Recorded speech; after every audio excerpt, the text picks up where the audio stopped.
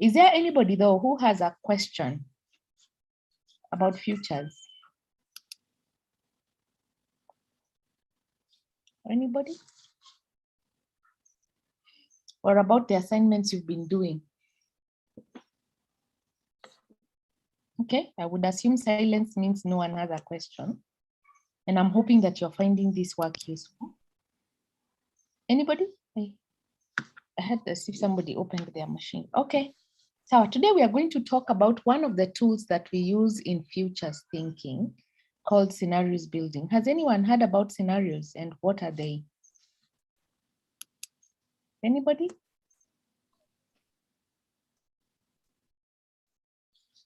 Nobody?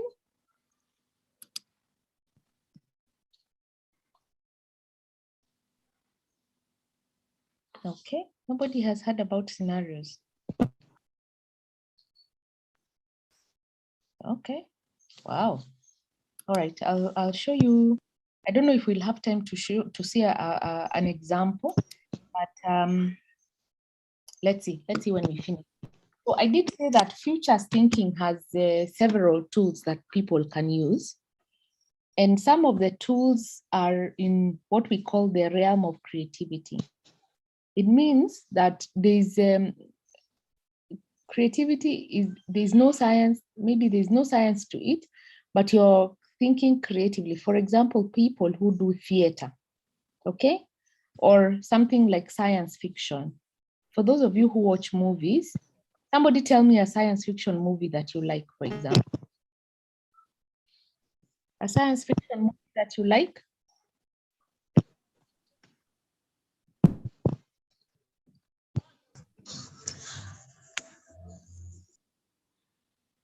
Oh my goodness, is my class alive? Hello, Dr. Katindi. I really like Thor. You like what? Thor. So just spell that on the chat. Okay. How many of you have watched, apart from the one that she's talking about, how many of you have watched something called Star Wars? Anybody? Thor, okay, I'll look at it, Francisca. I've never seen it. Okay, Kamara says I like Stargate. So, Francisca, what is Thor about? Okay, so the storyline was picked from the Greek or Roman era, where there's a god who has two sons. One is on the good side, one is on the bad side. And then the one who is on the good side is trying to fight to save the earth. But then on the one on the bad side is also trying to conquer the earth and rule it, but he will rule it negatively. So these two brothers get to war. Okay, all right. And it's based on sort of like the future, or? Okay. So the storyline was picked from from history, but then they make use of how sci-fi films are made, the supercomputers and other technologies that is coming in the future. And then they make several of the film thoughts. So as it goes on, they give us new information and we see new things. Ah, that is nice. So all of us may want to watch Thor. Kamara, tell us something about Stargate. Thank you, Francisca.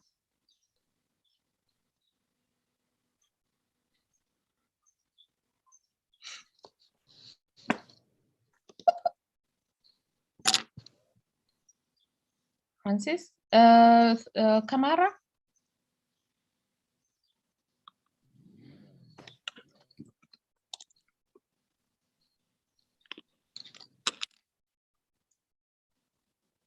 Oh, is Kamara available?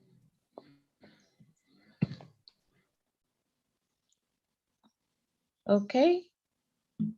I will write it. Okay, Kamara, thank you very much. Basically, sorry. Yeah, so anyway, a lot of the movies that we have seen before, some of them are movies that imagine a certain future that might occur. So if you've seen, there's another movie called Sliding Doors, and Sliding Doors is the same movie, but they imagine different things. So this girl has a boyfriend, and if there's one in one part of the movie where if she misses she runs and gets into the city, she arrives home early to find her boyfriend cheating on her. Then the next thing is when she misses the train because she didn't go fast enough, she will never find out that her boyfriend cheated on her. So it's the same thing, but depending on the circumstances, you have different outcomes. So like in this first outcome, when she goes home early and finds her boyfriend cheating, she leaves him. It's a beautiful morning. It indeed is a very beautiful morning. Yeah, but if she doesn't take the train, she will never find out, and so she will live a different life from the one she would have lived if she found out that the man was cheating. So it is an example of scenarios, and scenarios are stories about the future.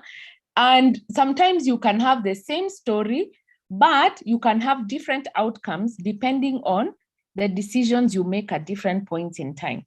So this lady, if she takes the train early, she will find out something that will make her not continue with the relationship. The same lady, but if she takes the train, if she doesn't take the train, she will never find out. And so she will, for example, marry that man, even if he's been cheating on her. I don't know, does that make sense to you?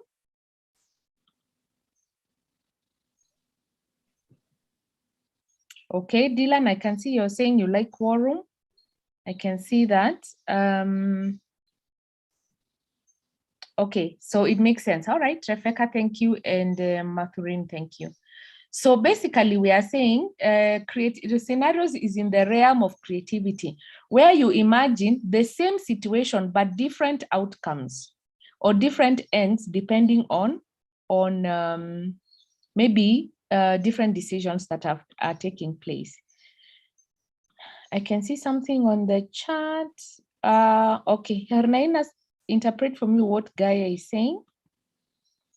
Okay, the other thing about scenarios, although it is in the realm of creativity, we still use expertise. Like, for example, if I'm discussing something around education, I can try and involve teachers and students to try and see what do they think the future might look like. So you still are able to use some form of expertise. And then also you use a lot of interaction. And by interaction, I mean that you can facilitate a process where people imagine those futures. And then so what you're doing is bringing, whether it's experts and people who experience those things together, you can bring them together, they talk so that they can give you the possible scenarios that will happen, okay? We also try and put in some evidence, and that evidence is like the data I was telling you to collect. Try and look at the patterns in the issue to try and see what is happening there so that you can make conclusions. So there are all these things inside here are tools that people use to try and figure out what the future might look like. So some of you have come through seen a SWOT analysis. So what we do is one tool is not enough. You have to use different tools so that they help you come up with better futures. So like I combine this SWOT analysis with something like scenarios, and then I also use forecasting or modeling the future things, data to try and also do scenarios, okay? So the best scenarios are when you combine all these different, not all of them, but different tools, okay? So I use this, let me see, Kamara is saying, Harunaina is definition of scenario from Gaia. We write something that hasn't happened yet. It has not also been implemented. Okay, thank you, Hernaina, for that. Kamara is saying it is about the movie, and Kamara's movie is called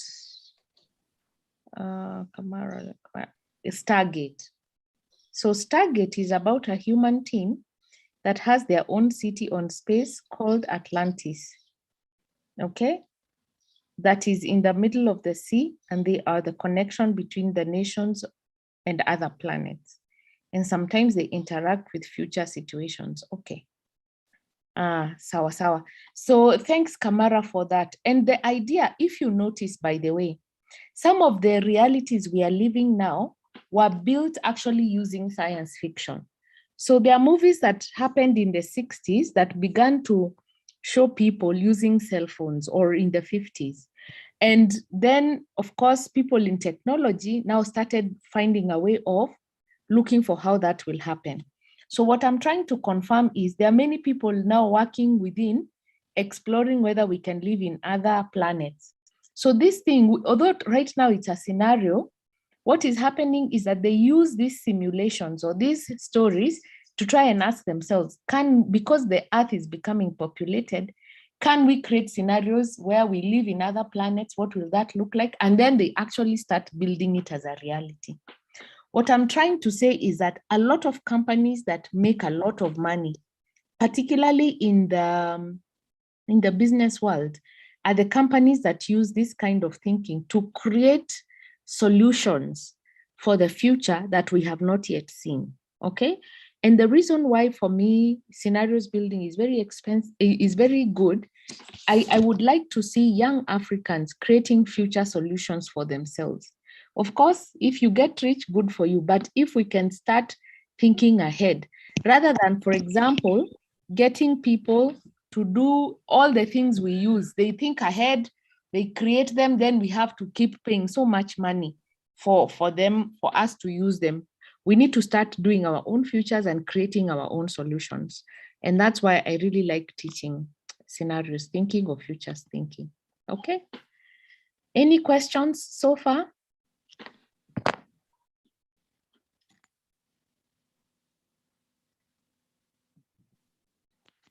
So the first tool I'm going to teach you is this one called scenarios thinking.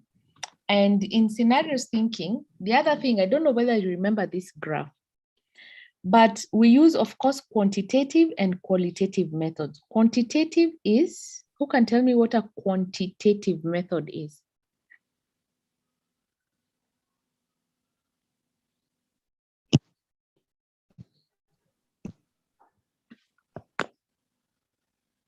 Anybody? Quantitative?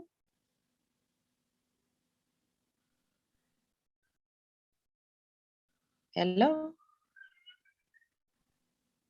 I have taught you this before, this slide. What is quantitative method?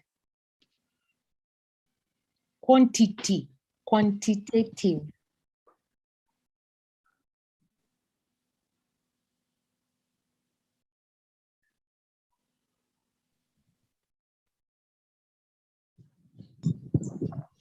Hey, Doctor. I can't. You said qualitative or quantitative? Give me the both. Give me the definition of both.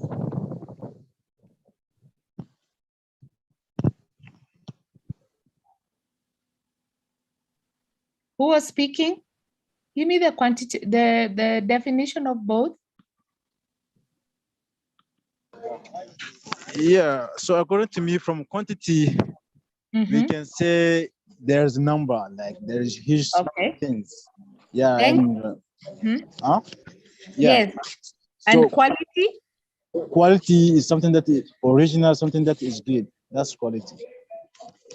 Oh, that is good. Yes. But qualitative is something where you don't put a number to it. Okay. So I think Paul should get 1 point. Lawrence. Thank you, Paul, for that.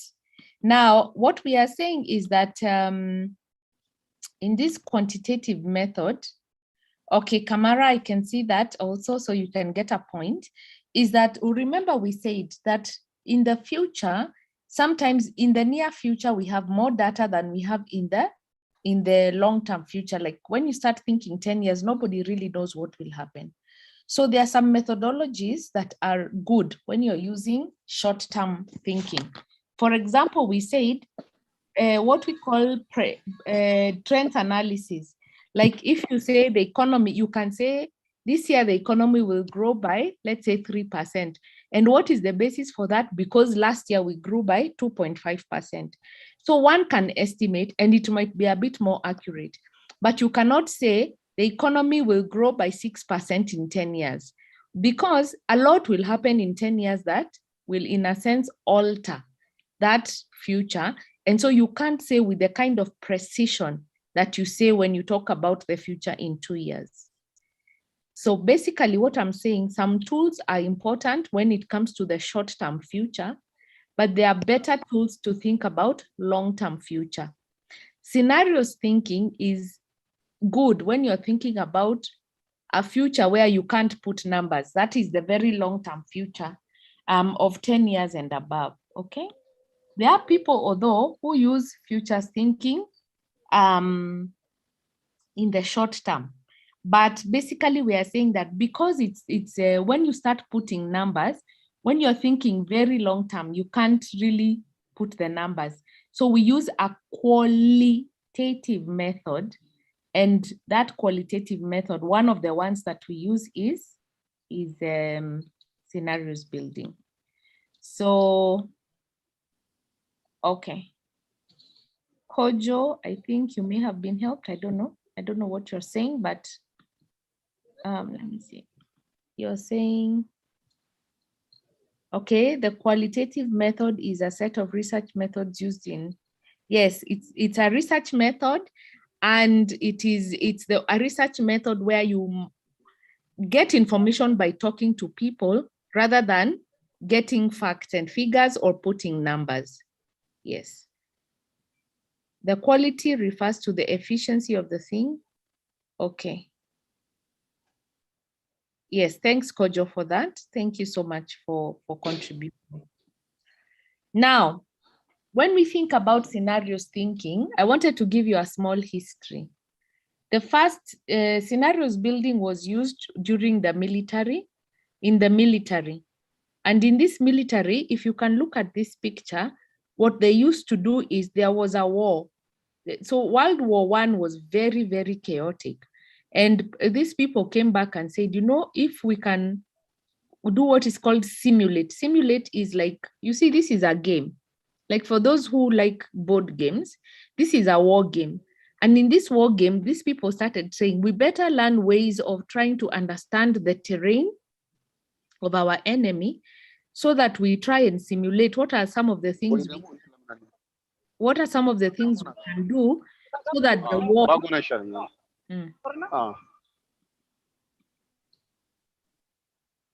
Okay. So that some of the things can, you know, so that we don't have to get killed. And so they started doing board games, which is what is called war simulation. They started doing war games so that they try and figure out what they will do when they go to the actual field, okay? And this simulation is also used a lot by people like pilots. And like pilots, they do these games to try and see, okay, what if I was caught up in a storm, in a real storm? What are some of the things I should do?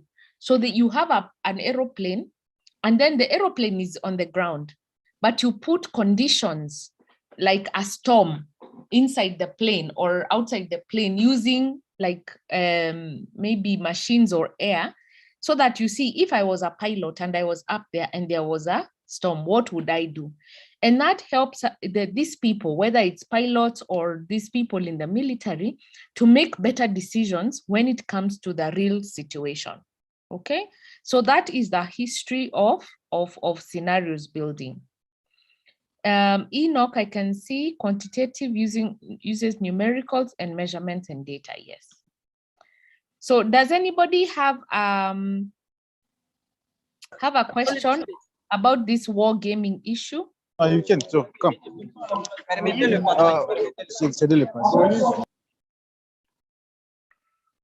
Does anybody have a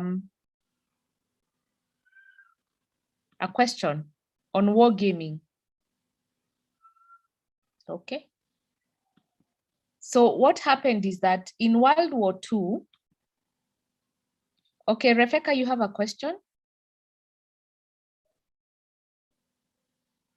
Do you want to ask it?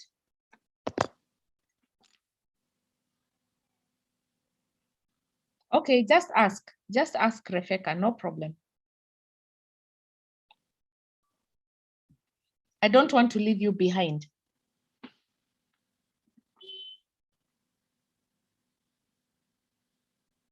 Are you able to speak, Rebecca?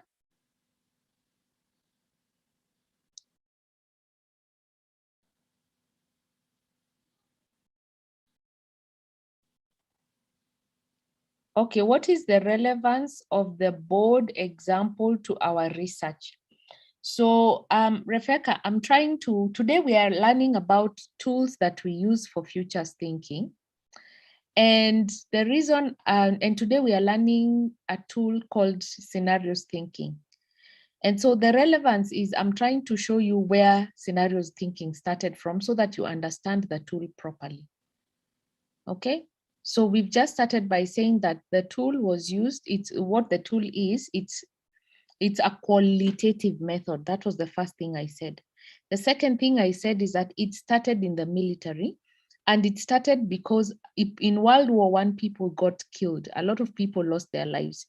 And so the military decided to try and use what is called simulation, that is board games, so that they try and see what will they, in the next war, what can they do so that they minimize the number of people that die in the war. And so the idea was to get a board game. And this board game, assume you are fighting between, okay, this is Ukraine and Russia, for example. So you try and, in the board game, you try and put the conditions that you will find in both the countries. So if, for example, there is a river in Russia near where you're going to be fighting, or maybe there's a forest, or maybe there is, let's say, caves, you try and put that inside the board game.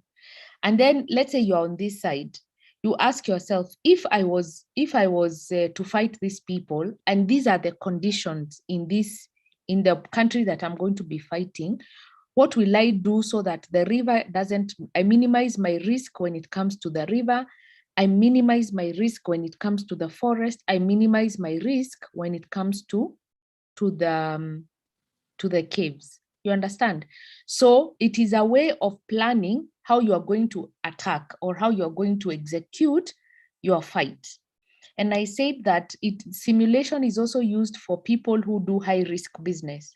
So for example, pilots, when you're going to pilot school, I don't know if there's anyone who is an aeronautical engineer here, but simulation is also used when you're a pilot, because they need to make sure that, for example, they put you in a plane on the ground, and they put the conditions of, let's say, a storm, and they want you to try and see whether you can land the plane safely.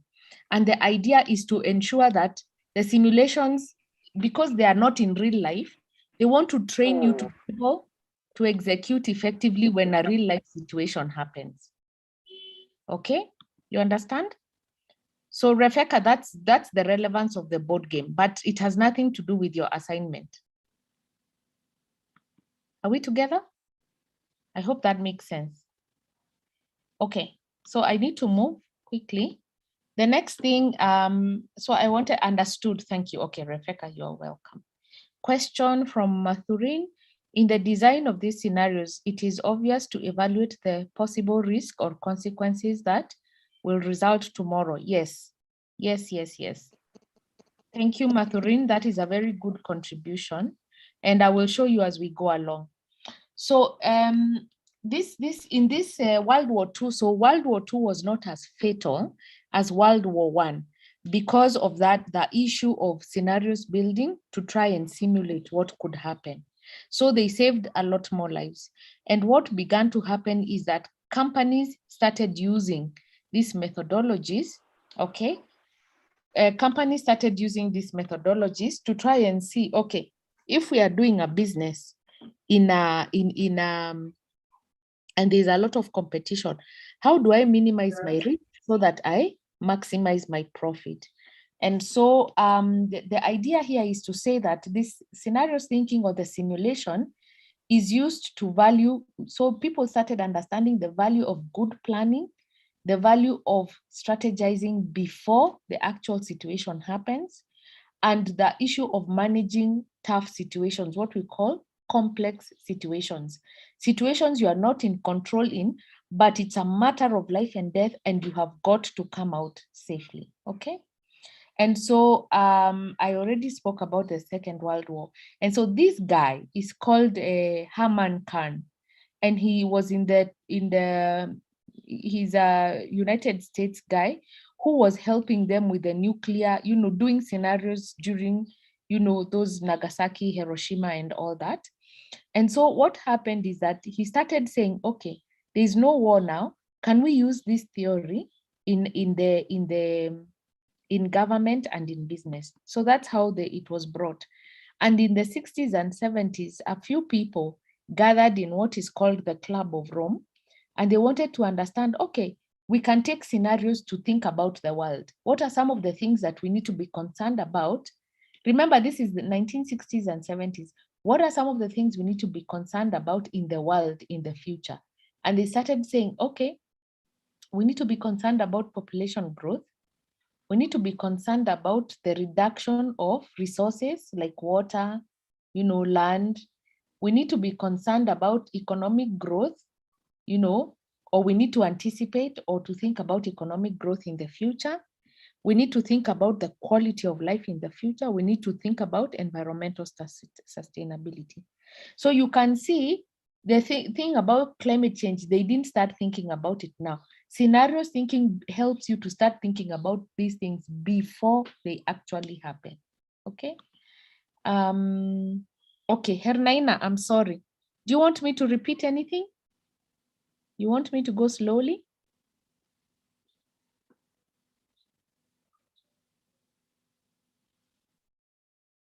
Okay, what do you want me to repeat?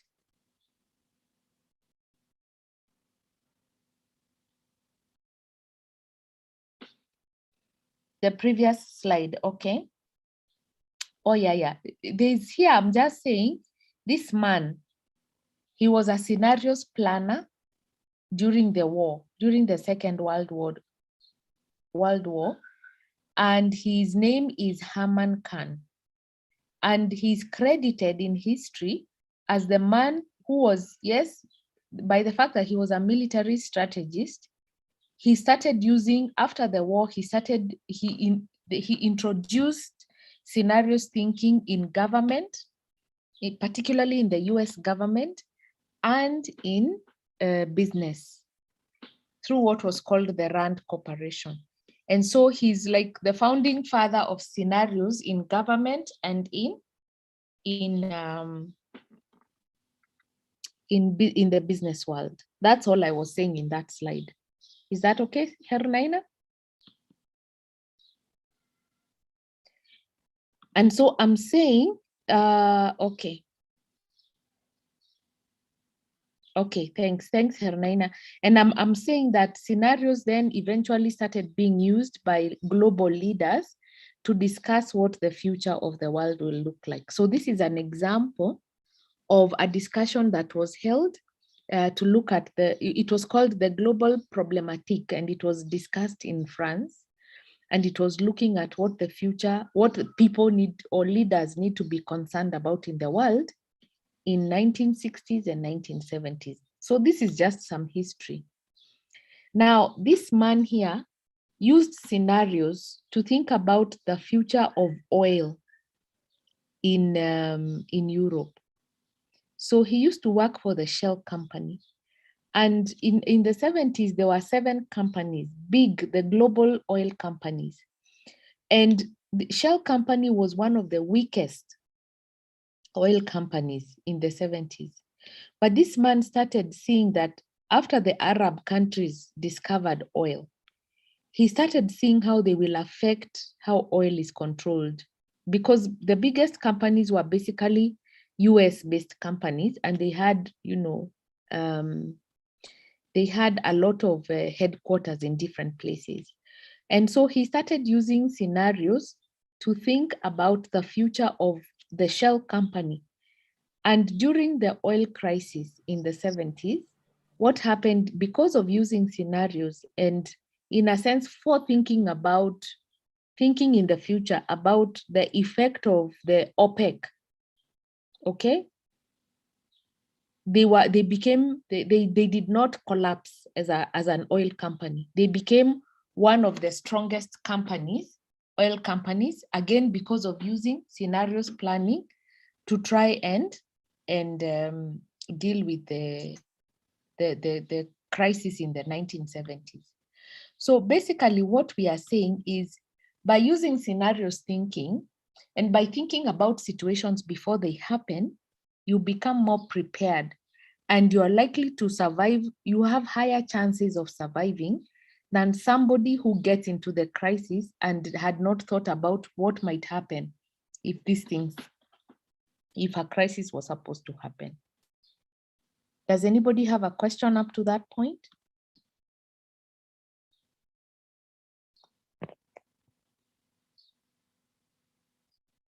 Okay, I hope we are together. Now, I want us to go into what is the process of developing scenarios. Now, I've already given you example. I mean, like we have already started the journey. Like when I told you to look at the data, we began to see patterns, okay? For example, when I showed you this graph, if you remember, I showed you is the GDP growth of Kenya between 1988 and 2012. I told you that every year we had a dip. It was an election year, okay? This one is different because there was a global crisis, but every year we have an election, the economic growth has to go down. So that pattern, it tells you what the future might look like, isn't it? And so you study patterns, you begin to ask yourself, talk to people, okay, using qualitative methods. So for example, the person doing, let's say, something on education, you talk to teachers, you talk to students, you talk to community members. All those will give you what is called insights about what is happening in the education field. So that is called here, when you have all that information, you've looked at the data, you've talked to people, you begin to analyze. There are many things you can begin to say that you get a lot of what is called intelligence, and you are able, in a sense, to simulate or to try and produce what might happen in the future, okay? And that is what is called building scenarios. Now, the idea of building scenarios is that you want to have the possibilities of what the future might look like, but then you have to now come back and say, okay, if this good future is what I want, what can I do to make it happen? And if this is a bad future I can face, what can I do so that I don't have to face that future or I avert that future? I hope that makes sense. Herr Reiner?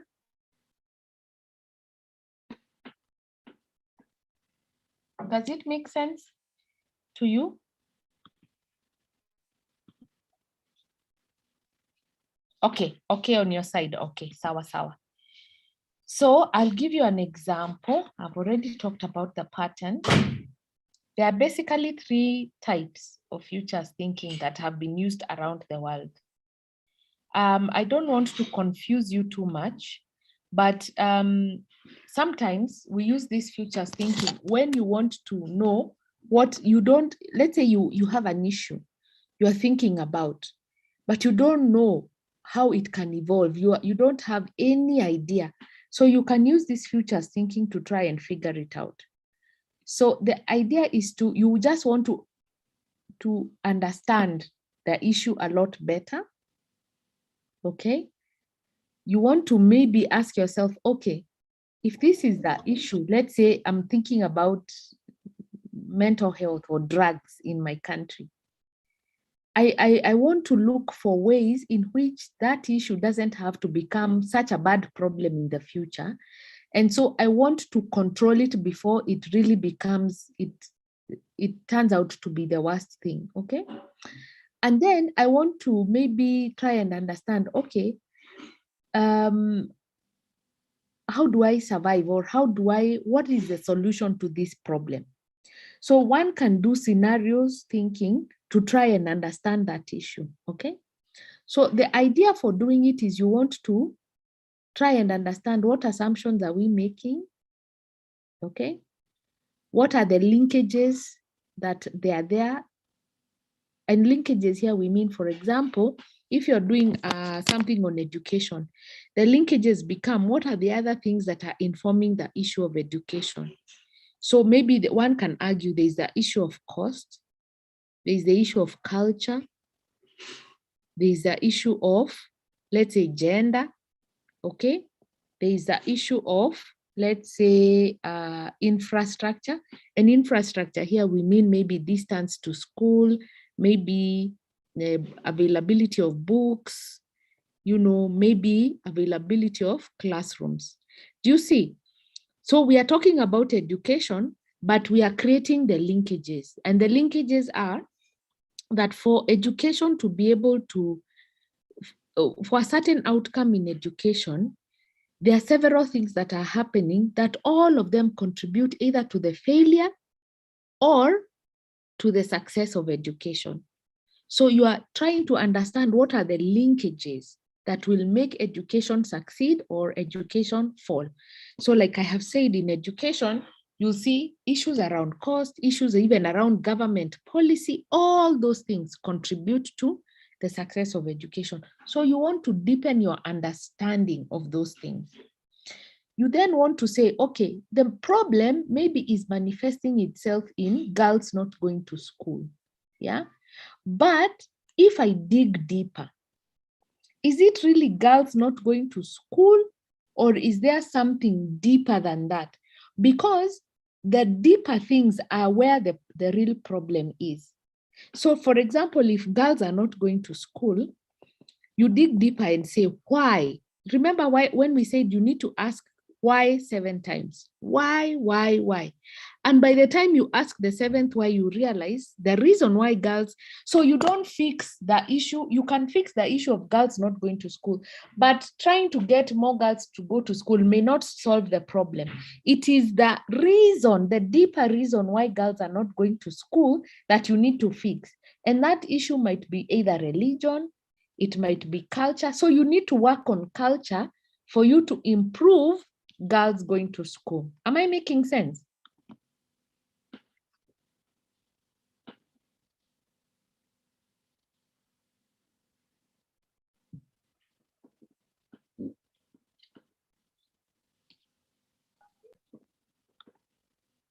Okay, Kamara, you say yes. Thank you very much, Kamara, for giving me. Okay, thank you, Tafazwa. Thank you, Rafeka. Yes.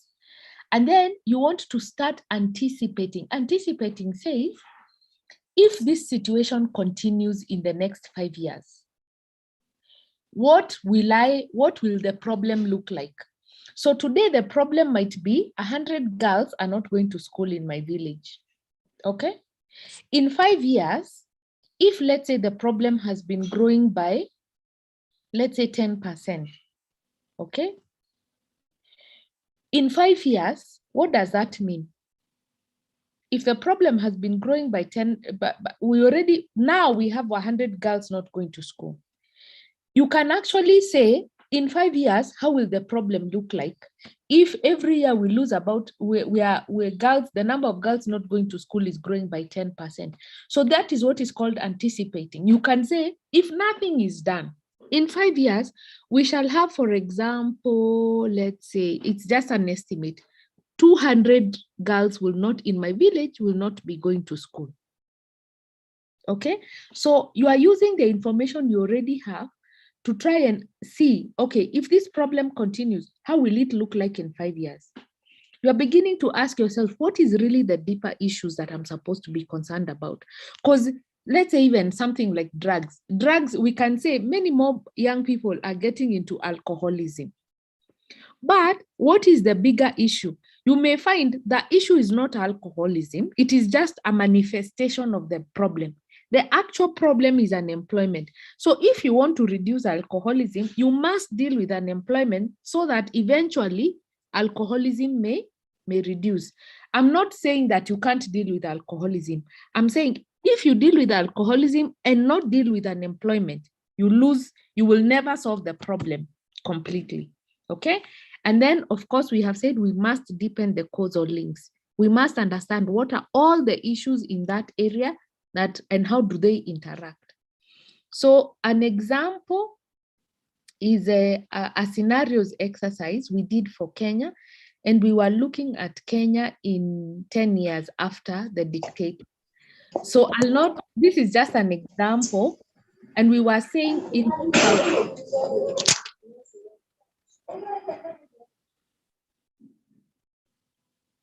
okay, we were saying in 2000 that Kenya had the potential to actually, as early as 2000, that Kenya had all the ingredients that cause a country to go into a civil war.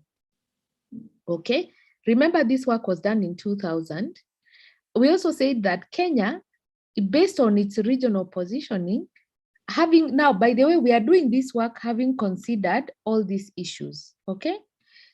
We have factored in all these issues to say what might Kenya look like in the future. We also said that Kenya had the potential to grow, what we call maendeleo is like economic growth.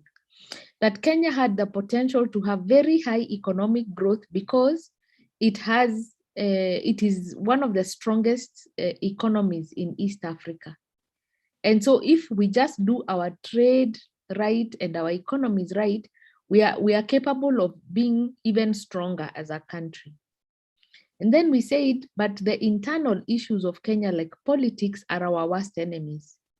And depending on how we play our politics, we could obviously grow as a country to sustain this growth, or we could deteriorate and become a war-torn country. And they were saying that in this last scenario, what Kenya needs to do is to fix the politics and the economics for you to be able to be a very, very strong country like South Africa or even the Asian tigers. Now, this work, if I told you we did it in 2000, and in 2002, we got a president who decided to make the economy very strong. And indeed, Kenya really started growing very quickly. And allow me to go back to show you that example. This is 2000 when we did the work. And apart from, this is 2000 when we did the work. In 2002, that president came into power. And within 7 years, we grew from 0.3 to actually 7%. And you can see in the history of Kenya, we had never grown at such a high level. But this scenario was beginning to tell us, as you have seen in the numbers, that if you actually are serious about growing Kenya's economy, it is very easy. You can grow it because the region gives you advantage. But then in 2005, we did a referendum to change the constitution, and it failed. But in 2007, for you who follow African politics, we had a very bad election, and we actually started witnessing Kenya actually almost becoming a war-torn country. So remember, this work is being done in 2000, but between 2000 and 2007, we have actually seen this scenario, and this scenario playing out. Do you see the power of scenarios thinking? And scenarios does not say that we are predicting anything. It just says that honestly, we have all the information we need to know some of the things that can happen in the future. If we just use them wisely, we can actually put strategies in place. Like we didn't have to go through the killings that happened in 2007, if the government had actually taken this work and started doing the things that can help strengthen our country, we would not have had to go through 2007. Okay? Does anybody have a question up to this point?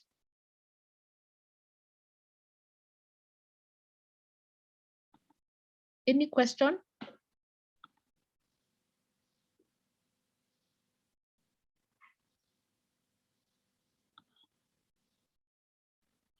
Okay.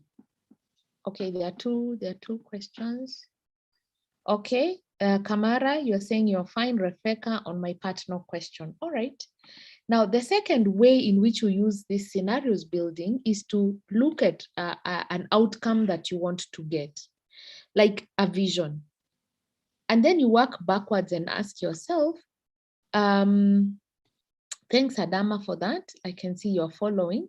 is to ask yourself, if this is the vision I want to see, okay, how can I work backwards to be able to build scenarios that help me achieve what I want to achieve? So, and you do this, for example, where people agree on what future they want. Now, this is an example of, let's say, think about AIDS. AIDS was something we all did not want. We wanted an AIDS-free Africa, isn't it? And so one can say we all agree that we want an AIDS-free Africa. And then we start saying, okay, what scenarios can we build so that we start moving towards an AIDS-free Africa? And the idea for this kind of futures work is you involve all the stakeholders so that you start building together to this vision that you want. Then you would start then, of course, creating the language, the culture, the systems that are going to be able to help you achieve this vision. So I'll give you an example, and this is an example that was used in South Africa. Who is from South Africa here? Sorry, who's from South Africa?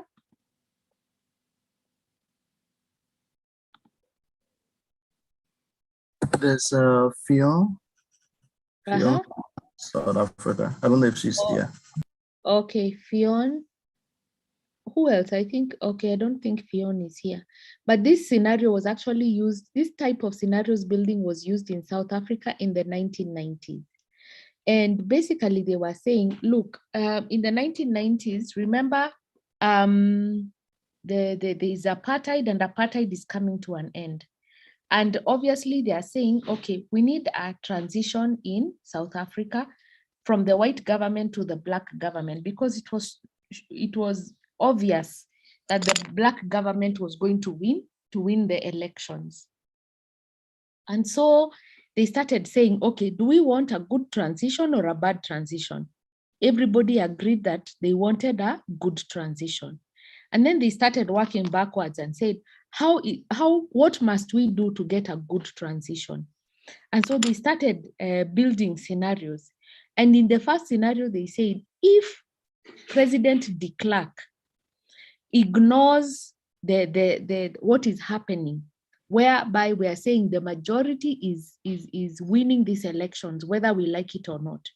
So if the blacks, if President de Klerk refuses or ignores, he's going to be like an ostrich that is burying itself in the sand, and that will not give us a good outcome. So in a sense, the point is here, President de Klerk cannot ignore the signs of our time, okay? Now, assume he acknowledges that the transition must happen, he must hand over power, but he decides he's going to be a bit sneaky and give power without giving power. You know how African presidents do it.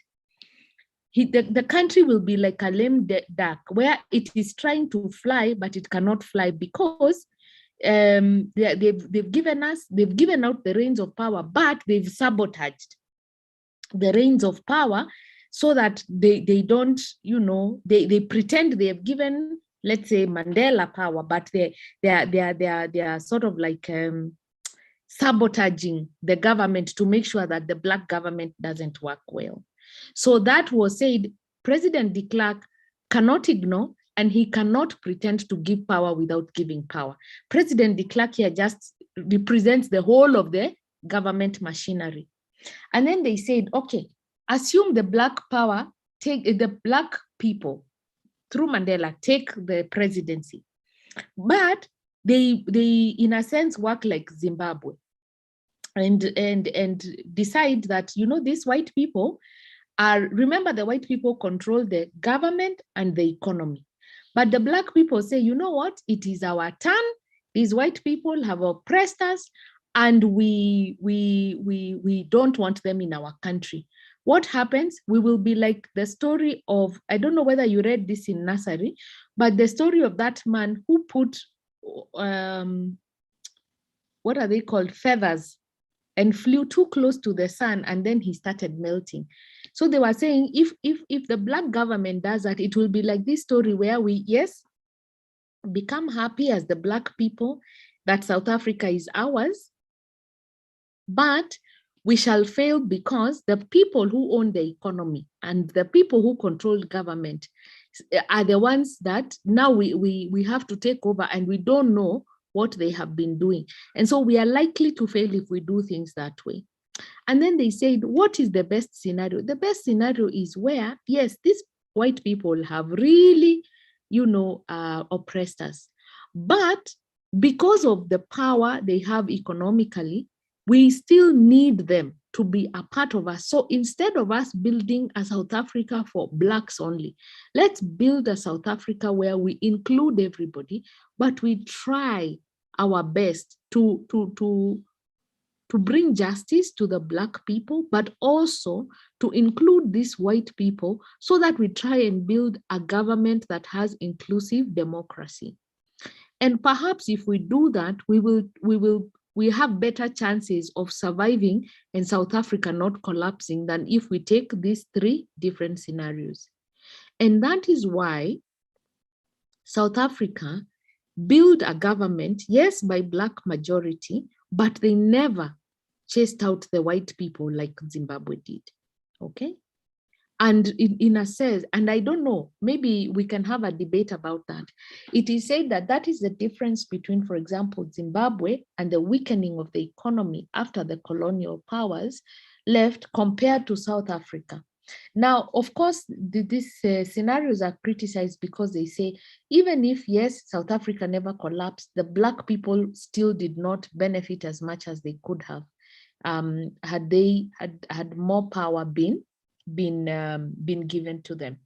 So, I mean, there are advantages and disadvantages, but you can see how scenarios is being powerfully used to design a future that helps South Africa survive better than it would have had they, for example, just built and chased out all the white people, or, made a different decision, like not really give out power or ignore the situation altogether. Does anybody, I can see Dalitso. Dalitso, are you from Zimbabwe?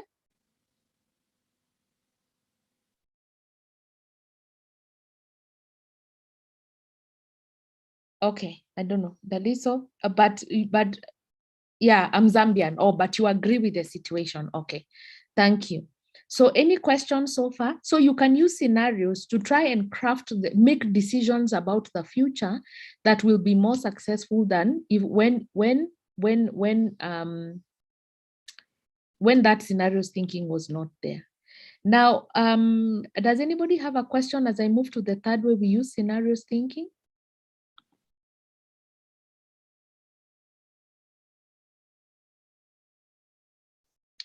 I can see a question. Okay, I can see Dalito, you're saying it's always better to build on something than starting from zero. Now, the third way scenarios has been used, and this is mainly by business people, is to challenge, to go somewhere and to try and see what decisions can we make. So, for example, this is a company that wants to do to invest in Africa. Kojo is asking a question, or I don't know whether he's asking a question, but Hernaina, let me know what he's saying. Okay, but as I wait for Hernaina's contribution, so you find that some people use scenarios thinking, especially private companies. Like this is a company that is wants, actually I think this might be Shell, and they wanted to make a decision about if they can invest in Africa. So they come to a place, assume like Nigeria, they come and look at what are the options that we have, and then they start looking at possibilities, or they want to build confidence, and using scenarios thinking, they can actually test their options and decide whether they are going to invest or not. Okay, thank you, Hernaina, no question for him. Okay, thank you. So basically, some argue that the future is unpredictable, but the best way to predict the future is to create it. And so what these people are saying is that you don't have to wait until something happens for you to act. Is sometimes you plan, and we do this all the time with our lives. You save money, in case of any eventuality, you're able to have something, let's say, to be able to help you. And so what we are saying is that this kind of thinking, okay, Hernaina is saying I go back to the previous slide. Okay. In the previous slide, all we are trying to say is that you can use scenarios to make a decision about your future, or to make a decision. Let's say, like, if you want to, okay, assume you're a student and there are 5 universities. Okay, someone is asking, Hernaina, translate for me. But let's say you're a student and you want to go to a certain university. You can use scenarios thinking to ask yourself, what are the advantages and disadvantages for going to every university? So you may find university A is good because it has the courses you want, but it is very costly. University 2 is let's say, doesn't have all the courses you want, but maybe it's near the house. Okay, maybe university 3, that's where your girlfriend or your boyfriend goes to school. And so you're attracted to that university because you want to be close. Now you use that kind of thinking to say, what are the advantages and disadvantages of making each decision? Okay. And using scenarios thinking, then you will choose the one that has the best benefits, that meets all your desires. Basically, that's what we are saying. You build scenarios to be able to make the best situation. So I want us to go into how do you create scenarios? Okay. Now, based on the information you've already collected, you want to ask yourself, what is the worst case scenario that can happen? Oh, sorry, I don't know why. Oh, I forgot to hide this one. Based on the patterns you observe, what is the worst that could happen to your issue in 5 years? What if the status quo continues? The status, if things continue the way they are, what will the future look like? And the third question to ask is, what is the best case scenario that could happen moving forward? So notice that you're using the same situation. Hernaina, you asked the question in French. So maybe you just translate for us those 2 things. The point to make here is that you're creating different stories to see what different scenarios could emerge from one issue. The worst, the best, and maybe the status quo. Okay, maybe you can tell us, Hernaina, what Noto is saying.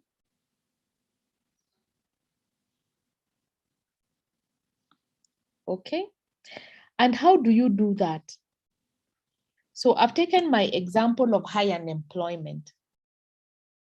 Okay, so in my high unemployment issue, the status quo, I've used red to demonstrate the worst case scenario.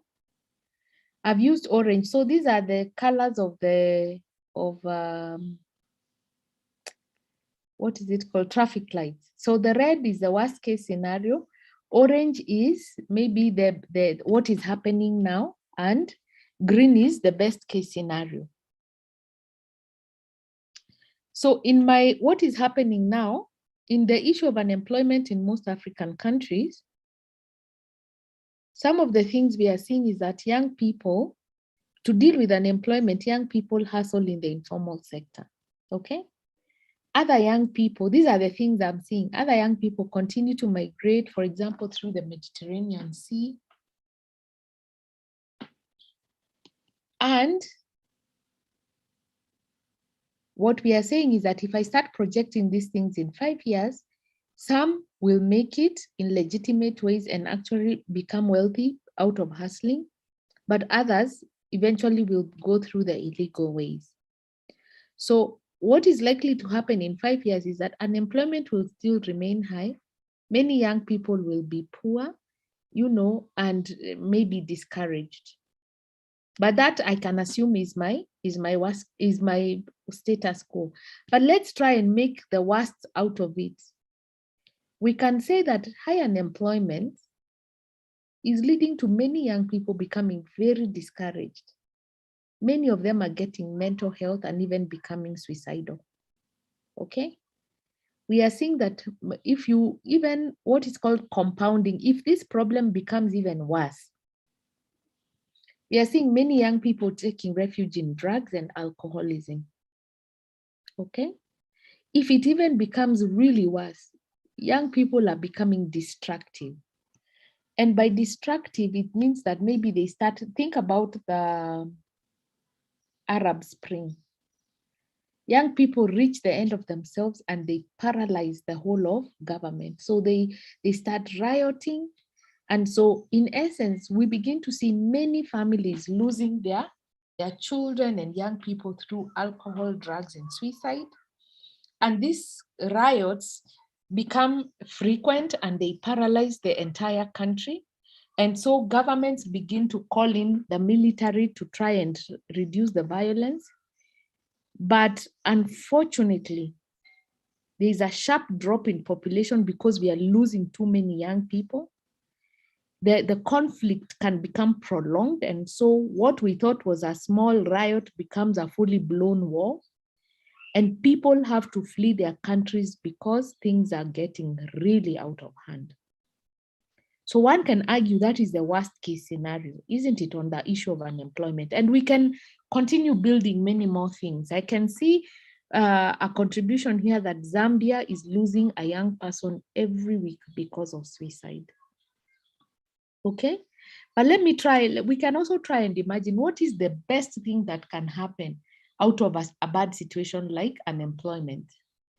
And one can say, okay, we can build a scenario where young people decide, look, this unemployment is too much and we need to do something about it. So young people begin to find innovative ways of creating solutions for themselves. And maybe they decide, okay, we don't need all these expensive cars or all these expensive things. And perhaps if we create a system where we innovate solutions for Africa, we start boycotting foreign goods made in China and other places, maybe we can begin to buy local goods and local brands that help each one of us to benefit. And so we reduce unemployment. And because of that, we become very successful in dealing with the problem of unemployment in Africa. Yes. So this is something that you are imagining. How can Africa reduce unemployment? What are some of the things we must do if we want to make every young person in Africa employed? So you are beginning to think about creative solutions that must be done to create a movement that doesn't make us, you are proactively thinking about a solution. I'll give you an example. In Asia, for example, the Asian tigers, when they realized that they did their own scenarios, when they realized that we have a very high population, and if this population continues, when these young people become older, they're going to look for jobs and we won't have jobs to give them. So we might as well begin to educate. And so they started providing education from primary to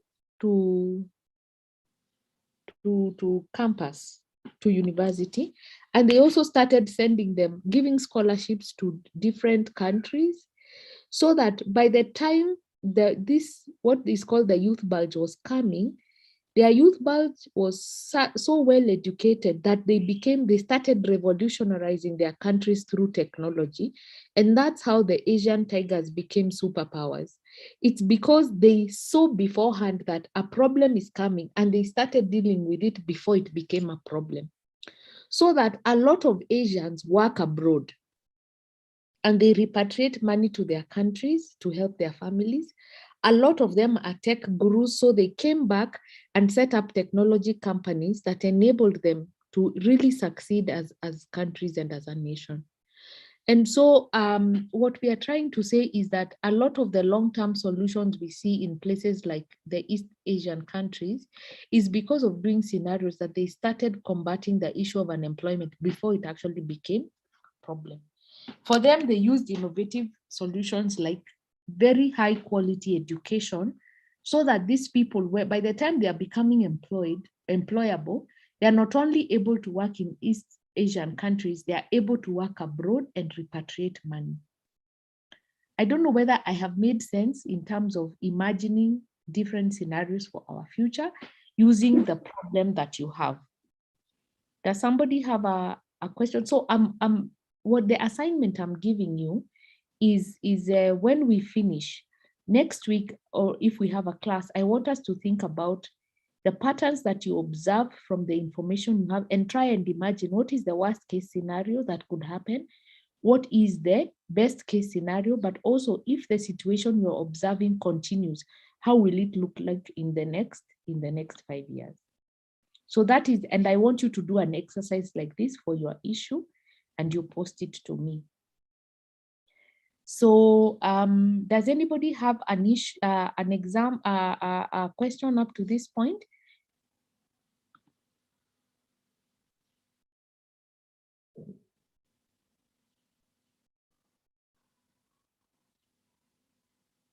Anybody? Loud and clear, Rebecca. Okay, thank you, Rebecca. And thank you so much, Rebecca. I'll give you an extra point today because you're constantly talking to me and it makes me feel like I'm not alone in the class. So Rebecca today gets the most points. Okay. So that will be your assignment. I want to show you a video that will help us explain. And I also have another video, so you'll tell me it's a scenarios exercise we've actually done. I told you Kenya is going into an election in the in August. So we've actually built scenarios for some of the things that could happen in the next, few months. I can see Kojo is saying something.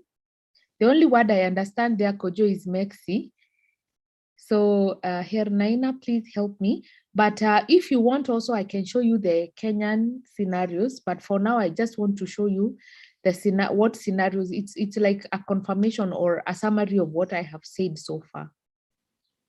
Okay. Can I proceed with the video or does anybody have a question?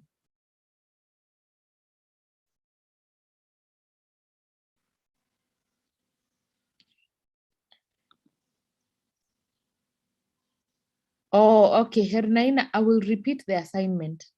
I will repeat the assignment. Okay. So you can proceed, Kamara. Okay, thank you. Planning is a complicated activity.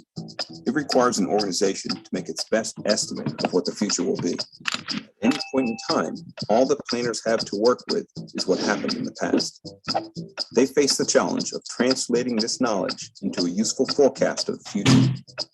For shorter planning horizons, most widely used forecasting methods, such as time series analysis or regression, use the most recent history to project into the future. This is like boxing, where planners assume the current trends and conditions will continue into the foreseeable future. For relatively short periods, like a month, a quarter, or a year or two, it is usually okay to assume that the near future will be similar to the recent past. These traditional methods, however, do not perform as well for longer-term horizons, 10, 20, 30 years out or more. The question is, how should we plan over these long time frames? Using traditional methods over a long planning horizon will only lead to a longer projection of the current conditions and trends. Over a longer period of time, current trends simply will not hold. Step changes and unforeseen events will occur. Natural disasters, political unrest, economic upheavals, technological innovations, any one of these can cause tremendous changes. Traditional forecasting methods are simply not designed to handle these unforeseen step changes. This brings us back to the problem of how to make long-term plans. Obviously, boxing, or extending the current trends, does not make sense for a long-term horizon. For these long-range plans, traditional forecasting techniques are like throwing darts at a board. Fortunately, there is a different approach called scenario planning. Instead of trying to predict the one future that will occur, it might make sense to consider multiple possible futures all at once. Scenario planning is based on the idea that organizations are better at preparing than they are at predicting. If I tell an organization exactly what the future will be like, they can usually do a great job preparing for it. Scenario planning is a way to prepare for multiple potential futures. This is more like judo. Instead of boxing or projecting forward to a fixed future based on the recent past, planners prepare to respond to any one of several possible futures. They do this by answering the question, what should I be doing today, given that this particular future is going to happen? In scenario planning, it is key to keep in mind that each future we choose is just one potential future out of many. We do not seek to predict exactly which future will come to pass, because there are an infinite number of potential, possible, and plausible futures out there. Because it is impossible to explore all of them, we must create a handful of plausible alternative futures that together capture the most relevant uncertainties and driving factors.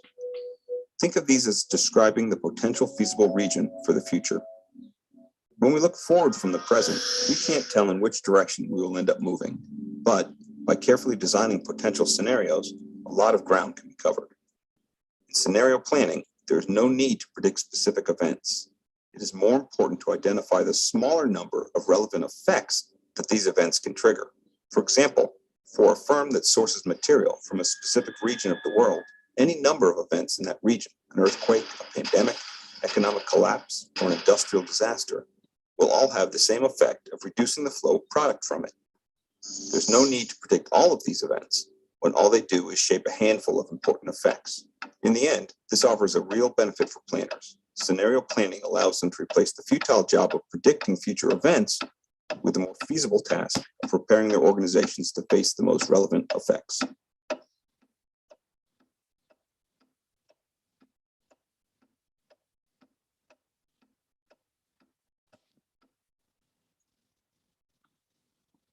Okay.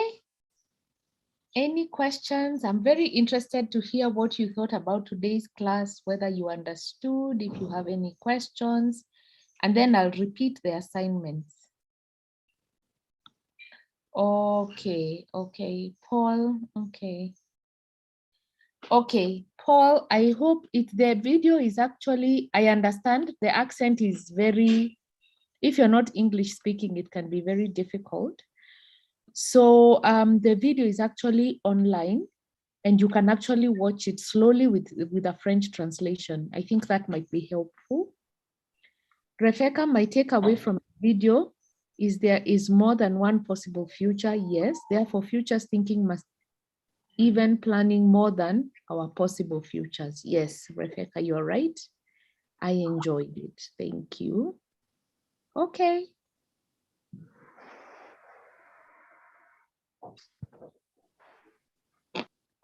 Does anybody have a question before I show you the assignment?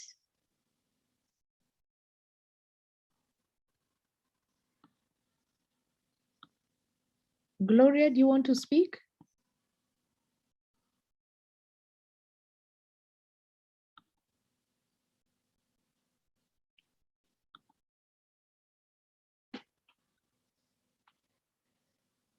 Okay, Abadudu, I can see that. So I think you understood everything. So let me,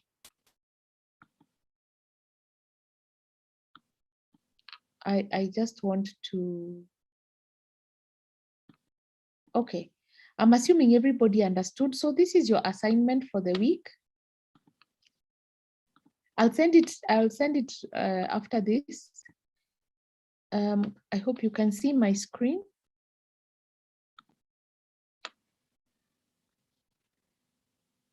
So remember, you've already been doing work, and I told you that all the work we've been doing builds onto each other.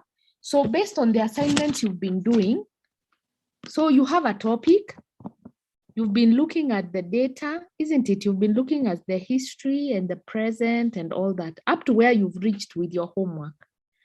The next exercise is this question, is for you to answer this question.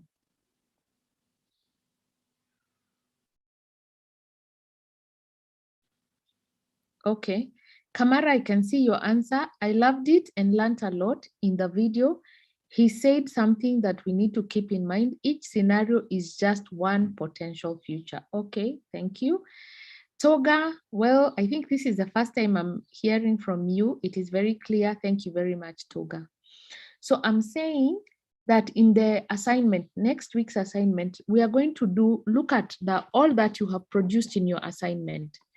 In your topic, you have observed several things, maybe from history, from data, all the assignments that you've done. I want you to tell me that issue that you are researching, okay? What is the worst case scenario that can happen to that issue in 5 years?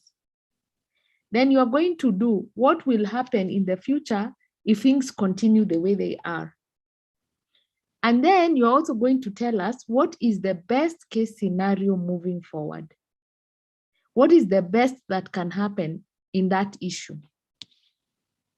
So I gave you an example of what I did. And mine, remember, I'm also doing my assignment together with you. So my assignment is about high unemployment in Africa. And I'm saying my worst case scenario is what I read to you, okay?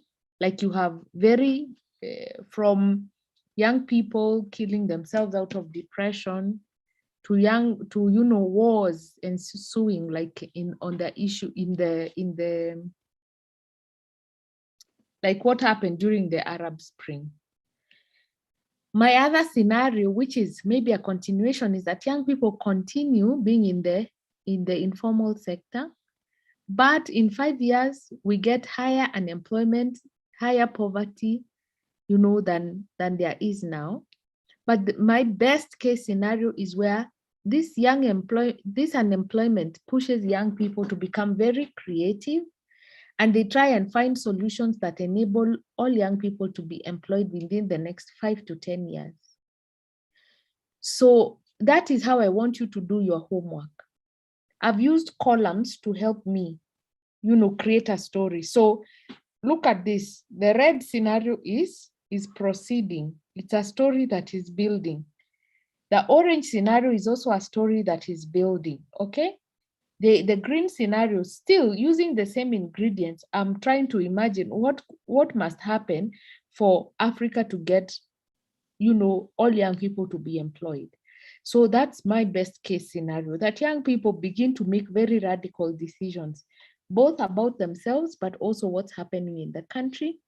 They begin to innovate, they begin to buy African products. So China basically stops having a market in Africa. And because of that, we begin to see, because we are all producing, because we are buying from one another, then I can do something that somebody buys, and I buy something that somebody sells, so that we are building each other for our fully employed, or gainfully employed young people in Africa. So that's me imagining. But remember, this is just one of the potential futures. Someone else can imagine, for the best case scenario, all countries of the world that have very old populations open up, and people, so long as you have training in nursing or in, providing the jobs that are needed in those countries, we all get visas to different countries and we all get rich. That's another potential scenario. And to someone else, that might be the best case scenario. So like, I think it's who said that. Wait, I'm asking for Dalizo. Dalizo is the one, no, not Dalizo. Kamara is the one who said each scenario is just one potential future. So my best case scenario is young people becoming innovative. Somebody else's best case scenario might be we all get visas to other countries to provide jobs, to work there and get paid well. So we are just imagining and the best case scenario is what is the solution to high unemployment. That's what we try and build. So I'm seeing questions here by, okay. It's a conversation. Dalito, you're asking, I'm kindly asking for an explanation on the second and first assignment. Dalito, what do you mean? I don't really understand what you're asking. Do you mean these ones or do you mean the previous ones?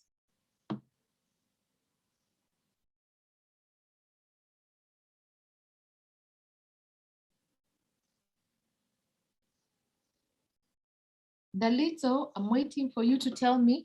Everyone, have you understood what I'm asking you to do? Oh, the previous ones. Oh my goodness. The previous ones you'll have to ask, you'll have to go back to the Lawrence. Does everybody have access to the previous assignments? Yes. Okay, Dalito, you'll have to consult with your classmates or to go back to the folder. The previous assignments are all there.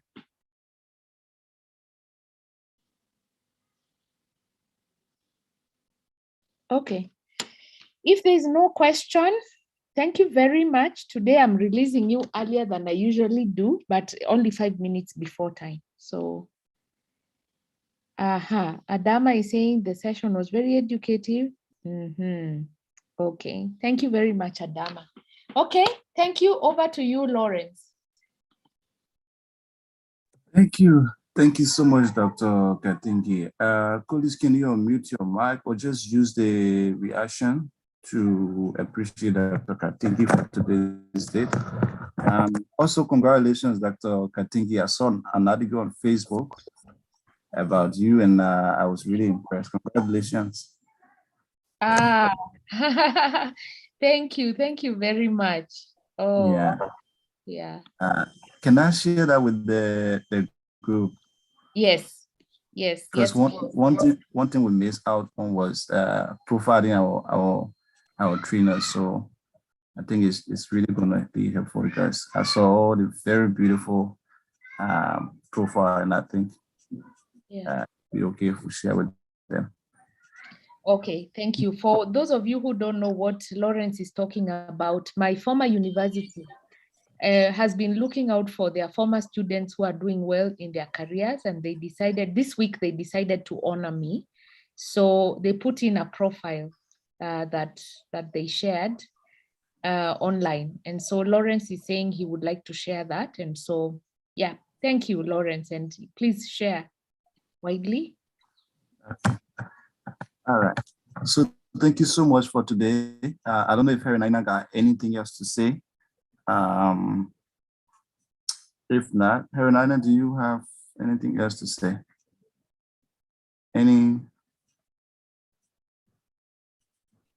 Gloria is asking a question. Gloria, yes, you're doing scenarios for your topic. So you're doing scenarios for your topic by answering the 3 questions. What's the worst case scenario that can happen? What does the future look like based on what you are seeing today in the next 5 years? But also, what is the best case scenario for your topic? So Gloria, that is, you're right. Okay, thank you guys. God bless you. Thank you. Asante sana, Dr. Katingi. Asante. Bye. God bless you. Bye-bye. Bye-bye.